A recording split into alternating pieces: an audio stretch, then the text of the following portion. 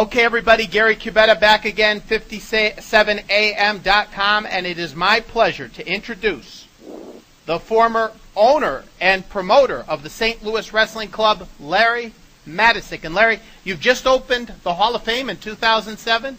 Well, yes, we started the St. Louis Wrestling Hall of Fame. We wanted to have a real Hall of Fame that concentrated strictly on St. Louis. St. Louis was such a special town, had stood alone for so many years. It wasn't a territory town. It brought in wrestlers from all over the place, and we did it by going online and also in the St. Louis Post-Dispatch through a very good friend of ours, Keith Shildreth, was kind enough to allow us the access to the sports page, and we let people vote on who should be the first entries into the Hall of Fame. We ended up with 8 people there, and then we did another entry over the next couple of years. Right now, we're at about 21 guys, and to be perfectly honest, it won't go much bigger, and that's going to be it. Because no matter how you put it, this is nostalgia. It's over and done with. And at a certain point, you're either a Hall of Fame or you're the Hall of Good.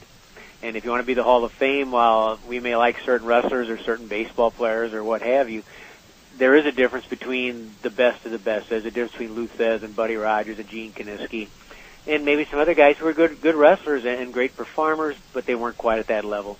So I'd say the St. Louis Wrestling Hall of Fame, probably with one more class to go in either later this year or in the first part of 2010, and that'll be about it. Now, Larry, you're very important in the history and evolution of professional wrestling. Well, thank you. I appreciate that. Because you were the right-hand man of Sam Muchnick, who basically ran the NWA for a quarter century, for the most part, right? That is correct. In fact, I think if you looked at the face of pro wrestling, what it was when it was a different business than it is today, you could say Vince McMahon is professional wrestling today. Let's face it, he is. It's a monopoly. Wrestling was different in the 50s, 60s, 70s, but Sam Muchnick was the face of it, and Sam Muchnick was a different personality.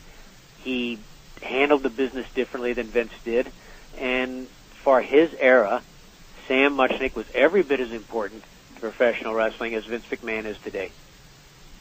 And, of course, his job was not only to promote St. Louis, but to keep the NWA together, because it was very important, an important part of the NWA, that the promoters didn't go into each other's territory. It was an organization that respected each other's territory. Well, as much as they could. There were many a squabble, and that was probably Sam's greatest strength.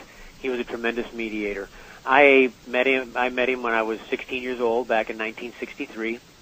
I started working for him at that time, just doing the things you do when you're a high school kid, calling in results, running